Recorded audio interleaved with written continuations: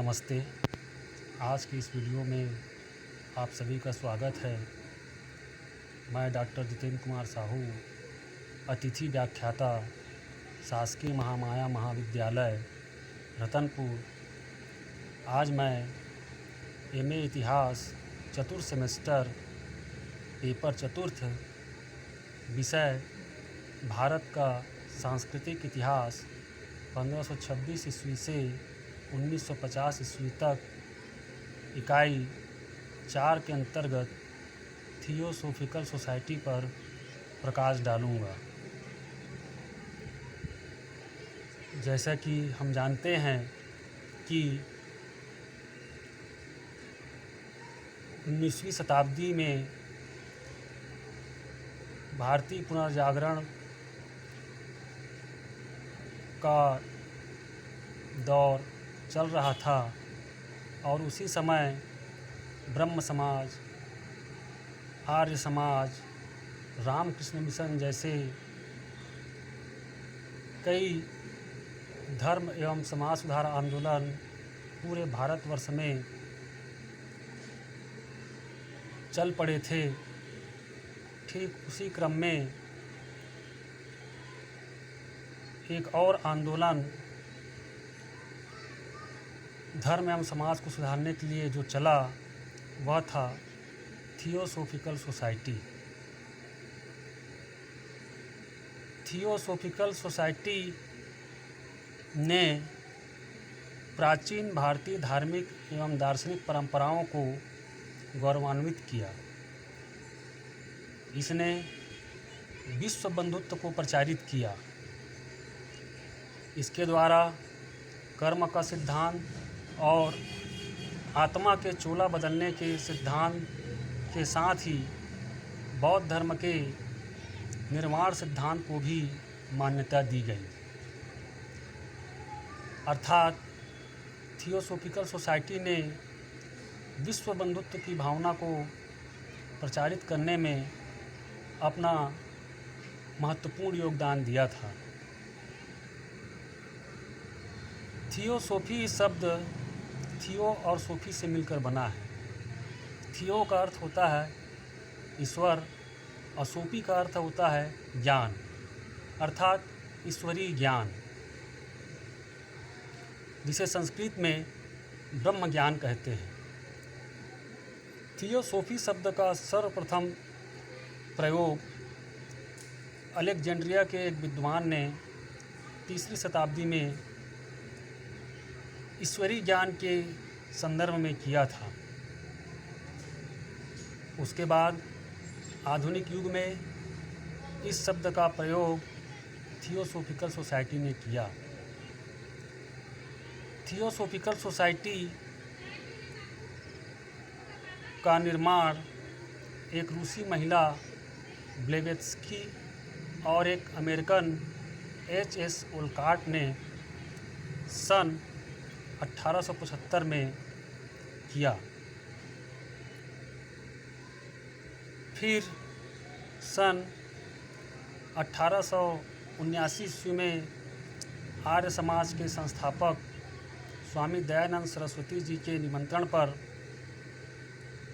Madam ब्लेवेत्स्की और H.S. ओलकॉट Bharat आए और यहाँ आने के बाद थियोसॉफिकल सोसाइटी और आर्य समाज दोनों ने ही मिलकर एक साथ काम करना प्रारंभ कर दिए और उन्होंने ईसाई धर्म के बढ़ते प्रचार और प्रसार को रोकने में अपना महत्वपूर्ण योगदान दिया। यद्यपि सन 1881 ईस्वी में दोनों ही अर्थात आर्य समाज और थियोसॉफिकल सोसाइटी दोनों अलग अलग हो गए। आगे चलकर सन 1886 ईस्वी में मद्रास के निकट अडयार नामक स्थान पर थियोसॉफिकल सोसाइटी का केंद्र स्थापित किया गया। थियोसॉफिकल सोसाइटी के कुछ प्रमुख उद्देश्य रहे हैं, जैसे कि जाति, उपजाति, रंग और धर्म के भेदभाव को मिटाकर विश्व बंधुत्व की भावना के लिए एक केंद्र की स्थापना करना, सभी धर्मों के प्रति सहिष्णुता का व्यवहार करना और उनमें समान तत्वों के आधार पर समन्वय करना, प्रकृति के गूढ़ रहस्यों को तथा मनुष्यों की गुप्त शक्तियों का स्पष्टीकरण करना, परमात्मा एक है और आत्मा उसका ही एक अंश है, प्रकृति के नियमों को खोजना और मनुष्य में निहित दैवी शक्तियों का विकास करना, प्राचीन काल के विभिन्न धर्मों, दर्शन और वैज्ञानिक ज्ञान के अध्ययन में सहयोग प्रदान करना, ये थियोसॉफिकल सोसाइटी के कुछ प्रमुख उद्देश्य थे। वास्तव में थियोसॉफिकल सोसाइटी ने भारतीयों में प्राचीन भारत की गौरवमय इतिहास एवं संस्कृति को स्मरण करा करके उन्हें उनकी खोई हुई प्रतिष्ठा को पुनः दिलाने के लिए एक महत्वपूर्ण प्रयास किए।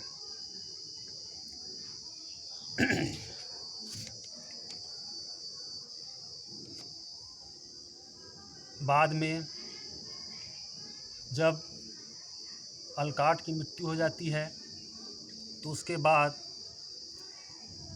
श्रीमती एनी बेसेंट इस पद के अध्यक्ष पद पर सन 1907 ईस्वी में नियुक्त हुई। श्रीमती एनी बेसेंट मूलतः एक आयरिश महिला थी जो एक कुलीन घर से संबंधित थी। लगभग 20 वर्ष की आयु में उनका विवाह एक पादरी से कर दिया जाता है, लेकिन आपसी मनमुटाव के कारण वह अपने पति को छोड़कर सन 1889 ईस्वी में थियोसॉफिकल सोसाइटी की सदस्य बन जाती है। उसके बाद सन 1893 ईस्वी में वे इस सोसाइटी के सदस्य बनकर भारत आई और सन 1907 ईस्वी में वे इस सोसाइटी की अध्यक्ष बन गई। एनी बेसेंट का हिंदुत्व से विशेष प्रेम था। उनका मानना था कि हिंदुत्व के जागरण से ही विश्व कल्याण संभव है। भारत के समक्ष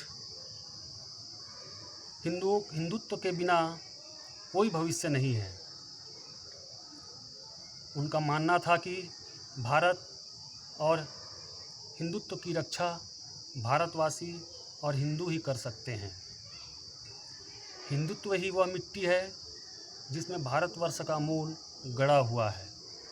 यदि यह मिट्टी हटा दी जाएगी तो भारत रूपी वृक्ष सूख जाएगा। श्रीमती एनी बेसेंट हिंदू धर्म से अत्यंत प्रभावित थी। उनकी मान्यता थी कि वे पूर्व जन्म में एक हिंदू थी। भारत में आते ही एनी बेसेंट ने स्वयं को हिंदुत्व के रंग में रंग लिया। उनके मत में हिंदू धर्म ही भारत का प्राण है।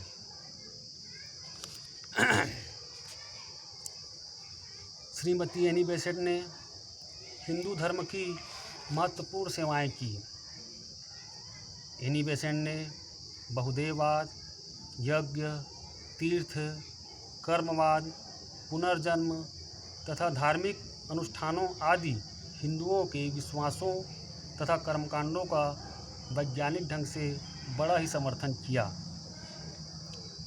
एनी बेसेंट की इन बातों से हिंदुओं में नव चेतना का संचार हुआ और उनका हिंदू धर्म में फिर से विश्वास जाग उठा।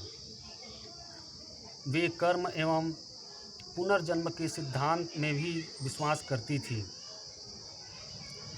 उन्होंने हिंदुत्व का गौरवगान करके हिंदुओं में अपने धर्म के प्रति आस्था एवं सम्मान की भावना को जागृत किया।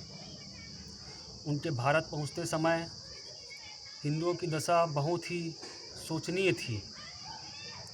शिक्षित भारतीय पाश्चात्य सभ्यता एवं ईसाई धर्म के प्रभाव से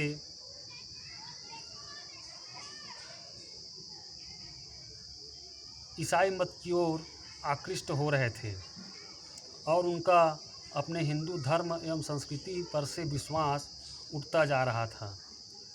ऐसे समय में श्रीमती एनी बेसेंट ने प्राचीन हिंदू आदर्शों, हिंदू धर्म की महानता एवं संस्कृति से हिंदुओं को ज्ञान कराया और इस प्रकार से एक विदेशी महिला के मुंह से अपने धर्म के गौरव और महानता के बारे में सुनकर हिंदू काफ़ी प्रभावित हुए। एनी बेसेंट को इस बात का श्रेय है कि उन्होंने उदासीन एवं सोती हुई भारतीय जनता को जगाकर उनमें आत्मसम्मान और गौरव को पुनर्जागृत किया। एनी बेसेंट ने थियोसॉफिकल सोसाइटी के माध्यम से शैक्षणिक एवं सामाजिक क्षेत्र में भी महत्वपूर्ण कार्य किए। इस संस्था ने भारत में अनेकों स्थानों पर कॉलेज, स्कूल एवं छात्रावास खुलवाए। इसके अतिरिक्त इस संस्था ने समाज में व्याप्त कुरीतियाँ जैसे बाल विवाह, कन्यावध, छुआछूत आदि बुराइयों को दूर करने के लिए भी महत्वपूर्ण प्रयास किए और साथ ही विधवा विवाह का समर्थन भी किया। एनी बेसेंट ने राजनीतिक क्षेत्र में भी अपना महत्वपूर्ण योगदान दिया। 1914 ईस्वी से वे भारतीय राजनीति में सक्रिय रूप से भाग लेना आरंभ कर दी और अपने विचारों के प्रचार प्रसार के लिए उन्होंने कॉमनवेल्थ और न्यू इंडिया नामक 2 समाचार पत्रों का प्रकाशन भी आरंभ किया। वे भारतीय स्वतंत्रता की कट्टर समर्थक थीं। इसी कारण 1916 ईस्वी में उन्होंने लोकमान्य तिलक द्वारा चलाए गए होम रूल आंदोलन में भी बढ़ चढ़कर भाग लिया, जिसके फलस्वरूप उन्हें जेल भी जाना पड़ा, लेकिन भारतीय जनता के विरोध करने पर अंततः सरकार ने उन्हें रिहा भी कर दिया। श्रीमती एनी बेसेंट ने भारतीयों में राष्ट्रीय चेतना जागृत करने का भरसक प्रयास किया और इस सिलसिले में सन 1917 में उन्हें जेल भी जाना पड़ा। इसी समय सन 1917 में वे कांग्रेस की अध्यक्ष भी चुनी गई। उनका स्वयं का कहना था कि मैं तो एक नगाड़ा हूँ जिसका कार्य सोते हुए भारतीयों को जगाना है ताकि वे अपनी मातृभूमि के लिए कार्यरत हो सके। श्रीमती एनी बेसेंट ने वेकअप इंडिया नामक श्रृंखला के भी व्याख्यान दिए। इस प्रकार एक विदेशी महिला होते हुए भी श्रीमती एनी बेसेंट ने भारतीयों के लिए अपना महत्वपूर्ण योगदान दिया, क्योंकि वो हृदय से पूरी तौर से भारतीय थी। उन्होंने भारत की महत्वपूर्ण सेवाएं की और अंततः सन 1933 ईस्वी में अडयार में उनकी मृत्यु हो गई। उनकी मृत्यु पर महात्मा गांधी ने श्रद्धांजलि अर्पित करते हुए कहा था कि जब तक भारत जीवित है, एनी बेसेंट की सेवाएं भी जीवित रहेंगी। उन्होंने भारत को अपनी जन्मभूमि मान लिया था। उनके पास भारत को देने हेतु कुछ भी था, भारत को समर्पित कर दिया। इसलिए वे भारतीयों की नज़र में प्यारी एवं श्रद्धेय हो गई। इस प्रकार से हम देखते हैं कि भारतीय धर्म एवं समाज में सुधार करने के लिए थियोसॉफिकल सोसाइटी ने अपना महत्वपूर्ण योगदान दिया। और इसकी सबसे बड़ी विशेषता यही रही कि इसके जो अध्यक्ष पद पर रही श्रीमती एनी बेसेंट, जो खुद एक विदेशी थी, वे अपने आप को भारत में आकर पूरी तौर से हिंदू धर्म में ढाल ली थी और अपने को भारतीय भी मानने लगी थी।